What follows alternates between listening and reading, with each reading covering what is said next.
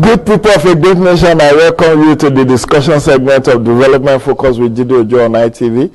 Today, October 13, 2021. So soon, the year is winding down. We are less than 3 months to the end of the year. How much of opinion polling do you know? Do you trust opinion polls? Have you been ever interviewed in a public opinion sampling? Today we are going to be unpacking issues around opinion polling and the report of a polling that was done by African Polling Institute early this year. I have with me Professor Bell Ihua. He's a professor of opinion survey and a juggernaut at that. He's an academic of international repute. He was actually formerly the head of NY polls in Abuja before he went to set up his own. Prof, you are welcome. Thank you very much, Jide. It's a pleasure to have you with us. And it's great to see that you used to be on this side of the aisle. It's great to see that you are now on this side of the aisle. It shows how dynamic and integrated the world has become. That's right. So somebody, I picked a vocabulary last week. Somebody said there's now what is called media convergence. So you know, there is no clear cut. You know, today you could be analyst, tomorrow you could be the host. You know, things are just diffused, media diffusion. It's good to have you with us. So tell us a bit more about yourself. You know, yes, when I met you years back, you were heading NY Polls, which is the leading opinion polling agency in Nigeria.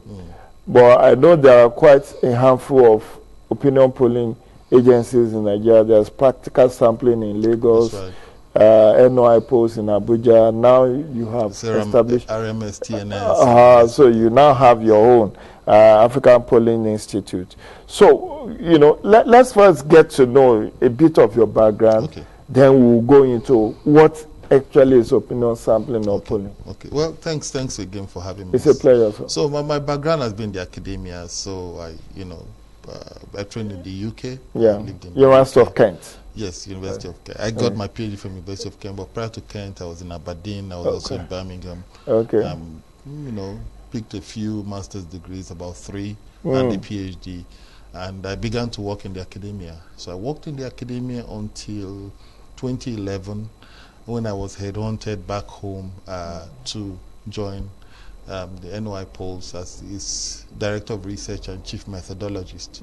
And, you know, I served there for about 7 years. Of course, we had reasons to interact at that time. And we did quite a lot of work. We put out public opinion poll at the front burner, the heart of governance, conducting at least on average in that 7 years period, over 300 public opinion polls for the country. And I moved on at the end of 2018. I went back to the UK. I went to do further courses in public opinion polling and all of that. Spent quite some time. I returned back into the country in 2019, and from 2019 we began to put heads to with a few professionals to found the Africa Polling Institute. But unlike NY, which is a business, which is a company, API is a non-profit. Yes, it's a non-profit that's geared to provide a platform for average Nigerians who otherwise would not have an opportunity to be heard or to be part of policy making, to now have that opportunity to be heard. And that's why you could see that our recent study on social cohesion was funded by Ford Foundation. So we're able to now reach out to organizations like OSIWA, like MacArthur, like donors who see the value of research, who see the value of surveys, public opinion, and are able to give us some grants to carry on doing That's very interesting. So you did you are in Nigerian UK or UK Nigerian, so to speak. So what was your background? What did you study first, second, and third degree? Okay, interestingly, my first degree was in accounting. Yes, because I had a first degree in accounting, and I started out actually with an accounting working with professional services industries, and then moved quite into consulting. So I did a lot of strategy work, a lot of business development services work, and a lot of research. So my interest in research began to grow from my work in professional services. But then, when I moved into the UK, my sort of focus shifted. I wanted to go more into research because, when you are in an environment that values research, you see how researchers are valued, and how researchers are considered as the light of the society, the ones that provide solutions to the challenges facing the society, especially social researchers. So I sort of delved into social research at that point. I lectured in a couple of business schools. My university where I had my PhD, University of Kent, at the business school I also moved to the business school of University of Coventry and lectured in Coventry for a while before I was actually headhunted to return to Nigeria. Okay, now, what you've given us your background. What actually is opinion polling, and how acceptable polling agencies in Nigeria? I know in US it's a big deal. It is a big deal. You can know who is going to likely win the next election by opinion polling. Media houses are into all manner of things, on everything even on food intake. Yes, on who will win the football match, who will win exactly on everything. So, but in Nigeria, I think it's still at the elementary stage. I know media houses do opinion polling. They will, like some newspapers will say, tell us what you think about this policy of government and all of that. But it's still elementary compared to what we see in other advanced societies. So is it because it's an uncharted course that you decide to develop interest and stay true?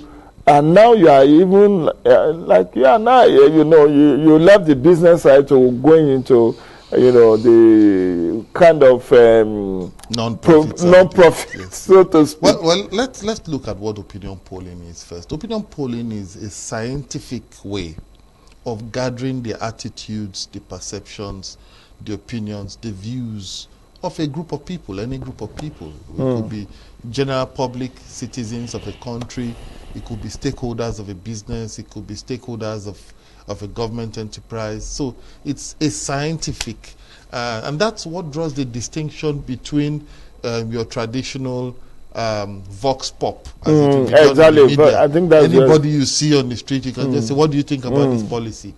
The difference between vox pops and opinion polling is that there is science to it. There's science such that if it's replicated again within a certain margin of error, you get that same sort of result. And for practitioners, opinion polling is that tool that serves as a barometer to help checkmate government.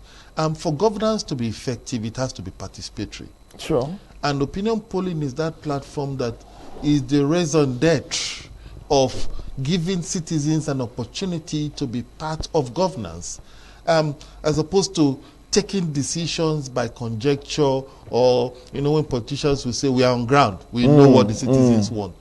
You can't say you know what the citizens want if you have not conducted a scientific poll which has gathered opinions scientifically from people. And just as you said, it's still growing in Nigeria. The work I've done in the last 9 to 10 years in the country has also helped to push very much opinion polling and its acceptance in Nigeria. When we started doing polls, whether we go face to face, and when we switched into telephonic, calling people via phones across the country. I mean, in my work in the last 9 to 10 years, I must have sort of helped to interview over 500,000 Nigerians in the last 10 years. That's huge. Yes. So, and in the early days, what we found out, there were 5 key points people ask when you call them. One, how did you get my number? So that's true. Got your number from a pool of GSM numbers, blah blah blah. Two, why me? Yeah. Naturally. Why did you choose me over another person? You say, well, it's a scientific process, a randomized process that once it's random, you can pick any number. Say, okay. Three, are you sure you're not a 419? A fraudster. A scammer. Four, are you sure you're not what's it called? A ritualist. Yeah. Because we've had times we'll call people and they'll start swearing. Blood of Jesus. You think you can use me for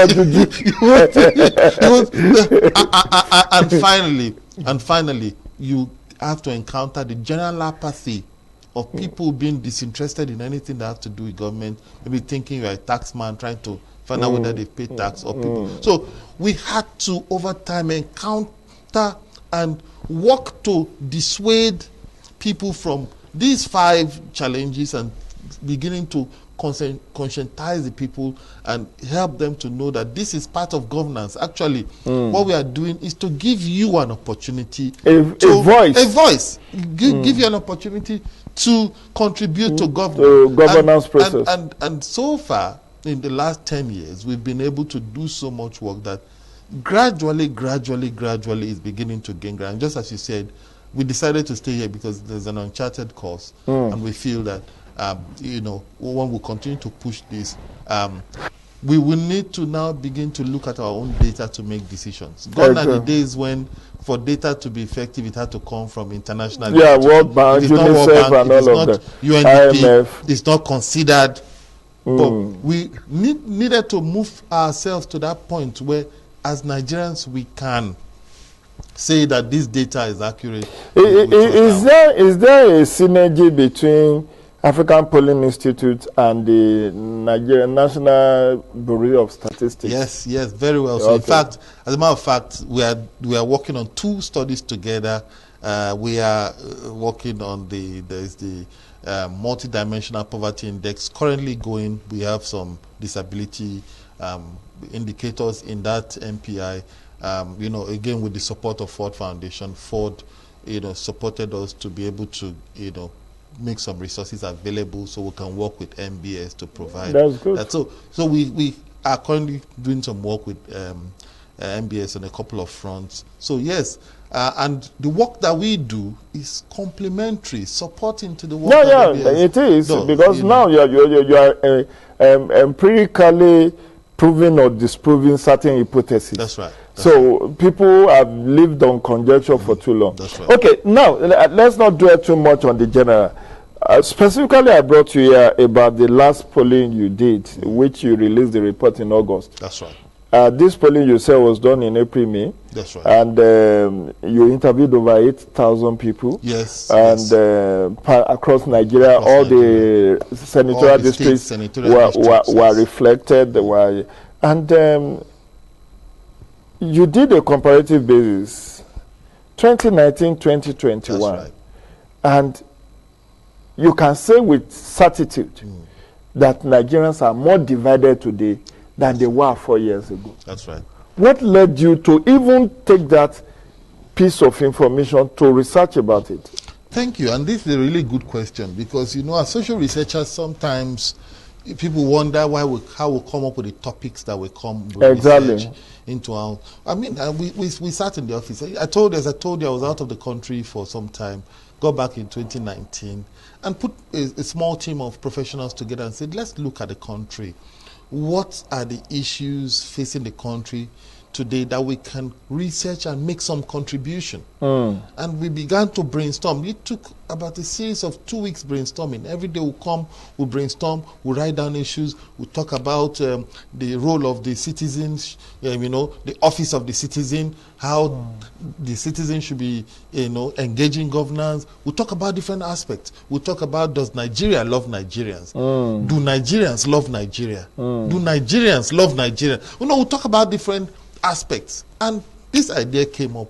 Can we do something on social cohesion? How united or divided What are the forces that can engender the unity, the oneness, the sense of belonging, and what are those forces pulling it apart? The centrifugal and the centripetal forces. Precisely. And we began to do that. So, I mean, as researchers, we said, okay, let's start off by doing an extensive literature. When we started with the literature gave us about 5 key areas, components that need to be looked into if you want to understand the state of cohesion of the country. One is the identity. How do citizens see themselves? Do they see themselves first from a nationalistic point of view or from an ethnic point of view? How they see themselves will tell you how cohesive the country is. 2, the issue of trust. How well do they trust, one, state institutions? How do they trust religious, traditional leaders? How do they even trust fellow citizens? And secondly is the issue of trust. Number 3 is the issue of social justice. How do they see the law? Does the law apply equally to everyone? Or are there some people who are, above the law in their sense? Then 4th, you have the issue of participation and patriotism. So let's leave whatever is happening. Would you be willing to cooperate with fellow citizens to make the country a better place? Would you be willing to participate in the political system, for example, to make the country a better place? And 5, future expectation. So whatever may be happening today, what future expectation do you have for this country? So it was based on these 5 cardinal points that we conducted the first 2019 social cohesion survey, and it went. When it was released, we traveled around the country. I was in Port Harcourt, I was in Enugu, I was speaking to partners across the country. They would fill up a room with 50 to 60 to how many people, and I'll talk about it. We would brainstorm. So one of the places I went to make the presentation was with 3 of the major donors, MacArthur, Osiwa, and Ford Foundation. I made a presentation, and the heads of the organizations found it really useful. The late Mr. Innocent Chukuma of blessed memory. Blessed memory. Yes, found it really interesting and said, Bell, we could actually send you to go and conduct a second round of this so that we'll have a basis for comparison. And then, it led to the award of the grant by Ford Foundation for us to go in. So, but what we now did was that we now expanded the scope, expanded the indicators to add 5 more indicators. So added indicators like what is the role of corruption to building cohesion? What is the role of natural resource governance? Because we're talking about roads, we're talking about cattle routes, we're talking about land, we're talking about water. How is natural resources, the clamor for natural resources with a growing population affecting the unity or disunity of the country? Then we look at gender issues such as gender equity and issues like impunity. How is the fact that someone commits a crime or crimes are committed and nothing is done about it, nobody is arrested, nobody is tried to court? How does that help you think about the country as being one? So it gave us a big, and I'm sure you give me opportunity, I'll talk more on the numbers. Well, definitely you will talk more, but the one that interests me most is 76 or thereabout percent of Nigeria want out of Nigeria. 73%. 73, yes. Over 70%.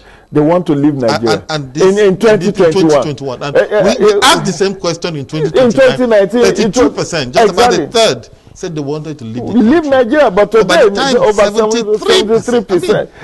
For us, it was also mind-blowing. Because when you Nigerians, this is not about Andrew checking out. Many Nigerians want to leave. And they ask, the question is why? And the why is because 2 double whammy effects of insecurity and economic hardship. We are currently doing some work with the UNDP. It's on poverty profile, where we are going to the poor, asking, trying to get into the lives of the poor and find out their daily living. If you go to the field, Jide, you would not imagine that Nigerians are living in certain conditions. And so that economic hardship, coupled with the fact that certain parts of the country have become danger zones, there are loads of ungoverned spaces that certain local warlords have taken as their own territory. If you are passing, you must drop, or you must pay obeisance, or you must pay homage. And all of that have compounded the issue. So Not just that, just as you said, in 2019, 45% of the Nigerians said that the country was much more divided. But by 2021, that number had jumped up by 20 points to 65%, saying that the country was much more divided today than it was 4 years ago. Okay, we will not start apportioning blame yet. Let's look at, you interviewed over 8,000 people across the country, and you also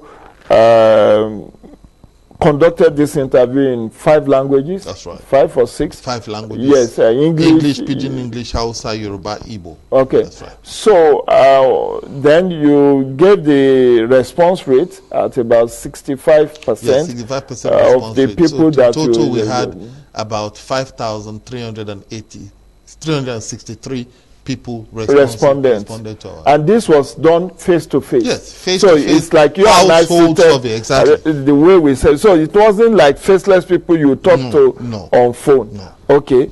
And it's 18 years and above. 18 years and above. So and what's the educational background? It's a mix of educational background. Okay. Some those who have very little. Since it was even done in different languages, so it's not an issue. So when you saw the outcome and you collated the result, the report was written, what jumped at you? Several things jumped at us. Because we work in a team. Okay. So we'll crunch the data, we'll do the data cleaning, we'll do the data crunching. And even before we begin to write, we'll just do the data release and begin to look at it and validate, because we'll try to do some validation. Is this really true? Is this really, So this idea of Nigerians being first, we ask the citizens, how do you feel about your life at the moment? How do you feel? We found out that 56% of Nigerians are extremely or somewhat dissatisfied with their life in Nigeria at the moment. Extremely. I mean, you know what that means. The citizens in the country are extremely dissatisfied, meaning that gradually hope is beginning to help. You understand me? So we see that in place. Then we see the issue of the identity, that about 82% of citizens now prefer to see themselves as people with dual identity. No longer I'm Nigerian. No. I'm Nigerian and I'm Nekpe man or you're a Yoruba man. You understand me? And we saw that there was much leaning towards ethnicity. Meaning that the opinions of ethnic champions like Sunday Igboho, like Nnamdi Kanu, was resonating, that people were buying into. Exactly. You know, when I saw the the slide that talks about whether you want to help others to work to make Nigeria better, and people like, no. At least we had 63% who said they were willing to work together. But the truth of the matter was that even though some citizens are saying we are happy to work together, but fundamentally that there is a divide, and these divides continue to perpetuate because certain things happen from the point of impunity. For example, when Benue, somebody said, I come from Naka local government. I was on the farm, they killed my this, they killed my dad, they killed my this. Today, we haven't heard anybody arrested. Justice. We haven't heard, and that is why the data shows that 71% of the country believe that there are certain persons above the law. Yeah, all Nigerians are not because there are no social justice. Yes. So now, let me allow you to speak to all the findings before we now say where do we go from here. Okay. So what are the other things you want to fill our viewers with that are your major findings from that exercise? Okay. If I should talk on all the findings, we'll not have time. But let me touch on some of the key findings. Actually.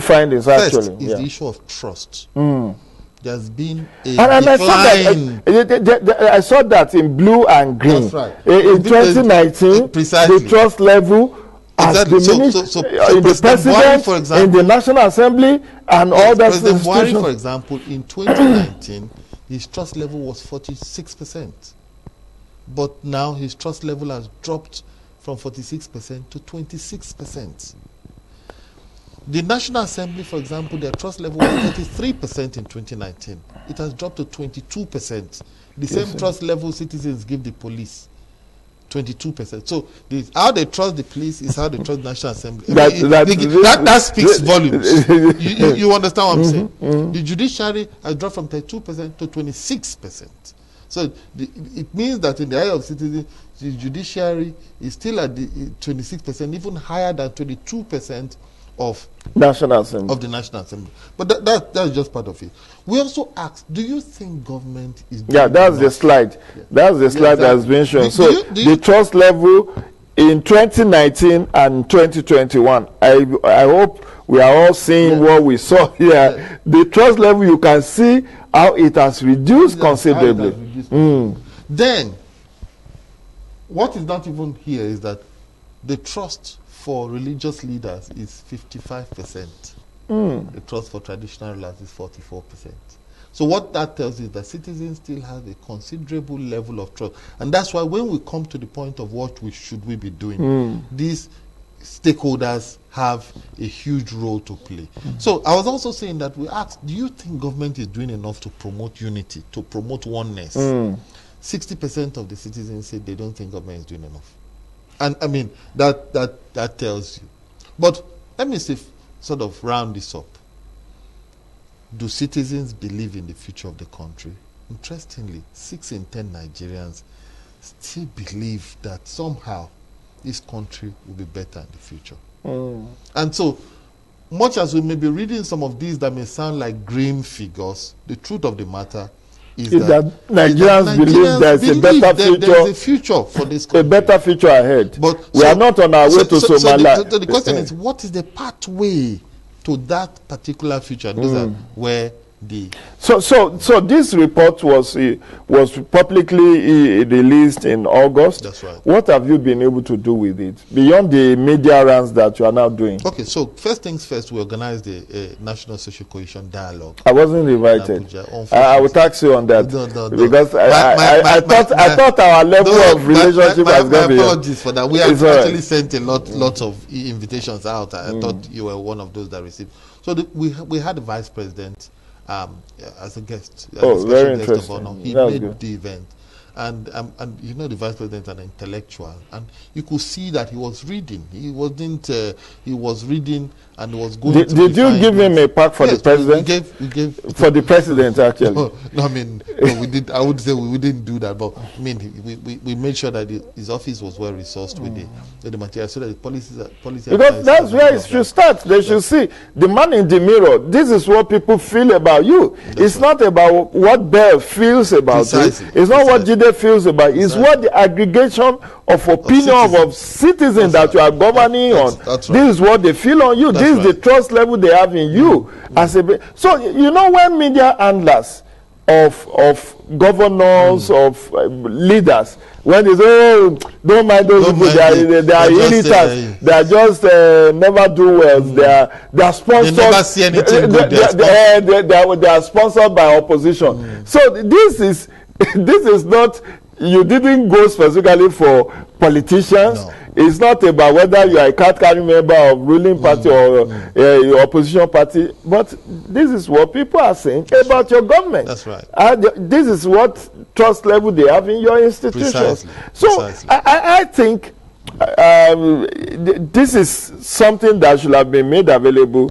That's if there is, which I think you should look forward to, the right partnership with the presidency. Like when in the last 2 days, the president had retreat with his cabinet ministers and some head of PAMSEC and all that on Monday and Tuesday. Yes. He had retreat with them here in Abuja. This is something a report like this should have been presented. The presentation, this 15-20 minutes opportunity to present. Even 10 minutes. Yes, to that team and say, see what the picture is. This is what people are saying about you, because this is empirical. Right. This is scientific. Right. This is not a conjecture. This is not an hypothesis anymore. This is a fact-based, evidence-based, opinion that you need to run with. And we can see the trend from 2019 to now. We can see exactly. The anyway, it's never late. Every Wednesday, there's a Federal Executive Council meeting. If you can get a pack, across to the Secretary of the federal government to perhaps, even if it's 5 minutes deliberation, That's right. to talk to them, a pitch message to say, look, this is what people feel about you. This is 4 years ago. You are still the president 4 years ago.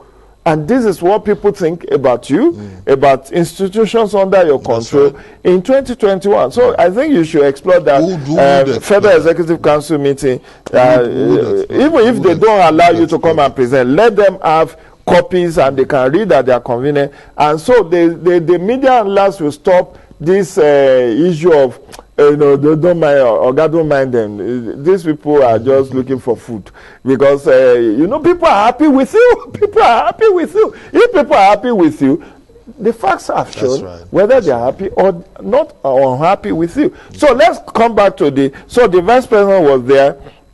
You have the deputy Senate president. President of the deputy president Ovie Omagege. Yes. Okay. Sent a representative. Then we had most of the major, the Ministry of Information, Ministry of Interior, most of the ministries that had things to do with cohesion, the National Human Rights Commission, some of the institutions and MDAs that we feel that this fits into the heart of their work. Anyway, you have done your bit, but please push more to get the FEC to have a session with them, if possible. Otherwise, at least every opportunity makes this report available, because this is about unity of Nigeria. Precisely. At every opportunity, the president is preaching unity. Our leaders are preaching unity. Christmas will soon be around the corner. It's still the same unity in diversity. Let's be united. There is more that brings us together than what divides us. But Nigerians are saying, look, we are divided already. So it's not about what you think. This is how we feel, and that we need to douse those tensions. So now you have been doing media rounds. What have been the feedbacks that you've received thus far from your different either presentation to donors or presentation to public servants or from different community? What feedbacks have you received? Well, we've received really positive feedback. First and foremost, we've seen that there are a number of analysts, a number of pundits, a number of journalists who have just taken our data to write their opinion pieces because they see it as great data that to help create foundation on which they can write on one area or the other that they want to write on. So we see a lot of that happening. We also see that a lot of the international development organizations reach out to us and say, can you send us copies of the report? So just last night, I received a message telling me that, please, can you send a copy to British Council? Wow. Yeah, because they would like to read your report. They would like to be part of it. So we see a lot of that happening. But beyond that, also, we've had citizens send us a mail to our info mail and say, thank you for your report that you just sent. That speaks to the heart of the things on our hearts. And for us as social researchers, I think when you receive those sort of emails, you sort of feel a sense of gratification that, yes, citizens actually seeing what you are doing, they consider what you are doing germane to the development of the country, and they appreciate the work that you're doing. Well, I wish you well too. As we custom, we will soon open our phone lines. What are the way forward dealing? Because it's not just about throwing the problems out there. We all know that the country is challenged, security-wise, health-wise, education-wise, in very many ways, even economic-wise.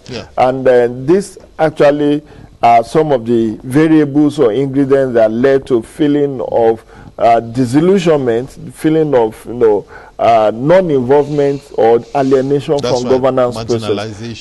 So marginalization and discrimination. So now, what do you think the government should be doing arising from these opinion polls? Where do we need to right the wrongs? Good.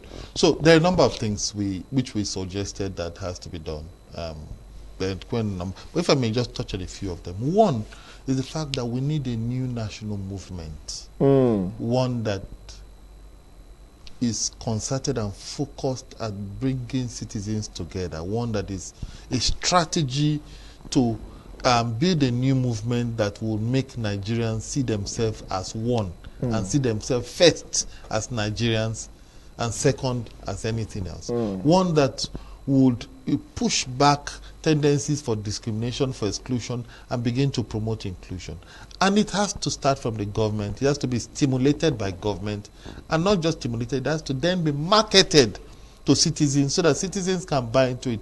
One that helps to see a new Nigeria dream, like you talk about the American dream. A Nigerian dream that gives us an idea that something is possible about this country, and it starts from leadership. In the 70s, for example, there were certain persons in government called the Super Permanent Secretary.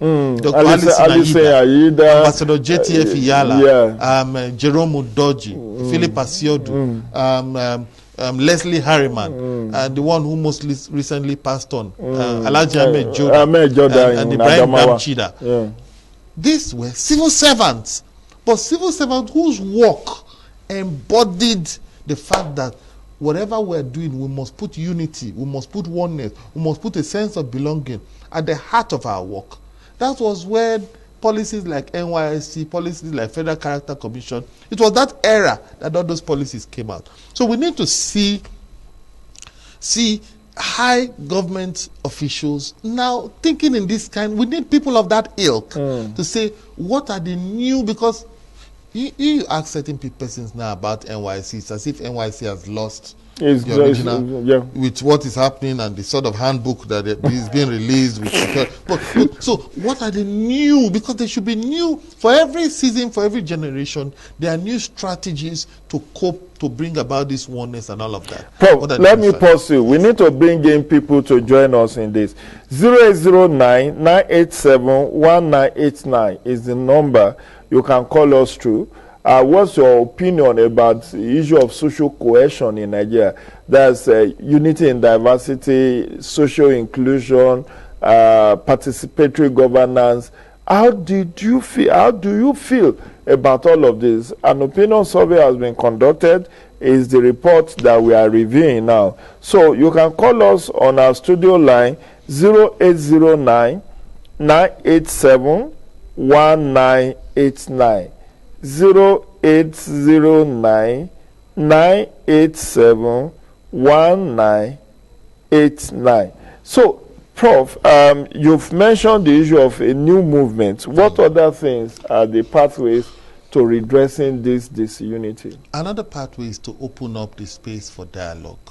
There was the national conference that was held under President Goodluck Jonathan, which 2014. Yes, the 2014 one, which the ruling party now didn't participate at the time, and so they didn't think it was something they should implement. But then there is need to have one that speaks to them, one they feel they'll be more comfortable. We must open the space for dialogue. So for example, my professorial work at Coal City University, we've just conducted something called the Southeast Barometer, the public opinion polling on Southeasterners, the 5 Southeast states, speaking to citizens and gathering that data together to know what. Part of it is that if citizens from an area are saying that they have issues, we should invite them, open up the space for dialogue. And I'm glad even the president's Independence Day speech, he did mention that the government is open to dialogue with any responsible group or body that says they want to dialogue. So we need to open up the space. But beyond that, we realize that traditional rulers, religious leaders have an increasing role to play. Listen, Jide, some of the perceptions people in our society have is what they hear in church or in mosques across the country.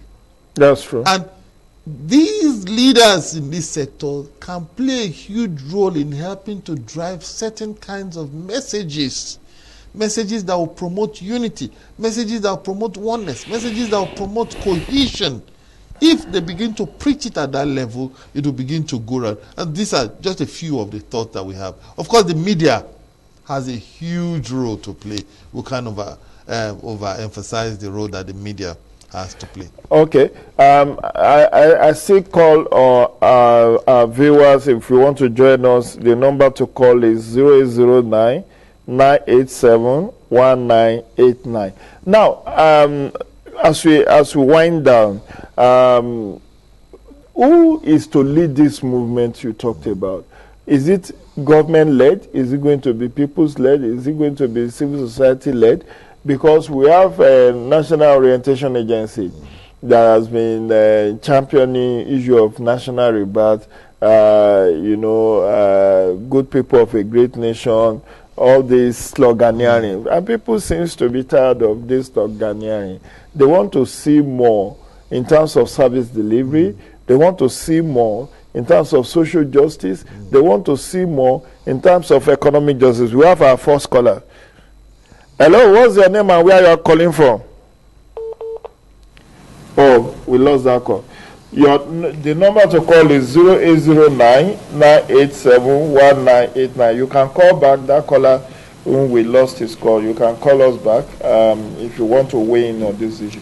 So people are saying, like, the issue of NSAS was also about lack of belief in the policing system of this country. That's right. That it is exploitative and repressive.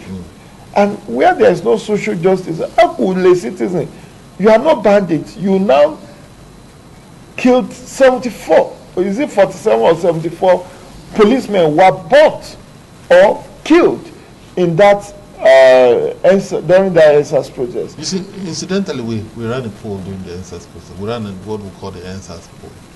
And we found out that, yes, the heart of the matter was the police reform, but then it became a metaphor for the young people who have been having an angst against government and have been having issues, they lack opportunities, and they've been looking for opportunities to put their issues on the front burner. So we saw, for example, that citizens, young citizens of the country especially, said this is the time we must stand up to begin to address, to reclaim Nigeria. You understand me? All of the issues that we've been complaining about. Yes, it may have started from SARS, but now it ballooned to a more holistic matter, where those who are complaining about the lack of jobs, for example, look at the millions of young. I mean, our unemployment rate is 33%, and Nigeria is still the poverty capital of the world. So how do you have correction? You are looking at unemployment alone. Excuse me, let's take this call. So,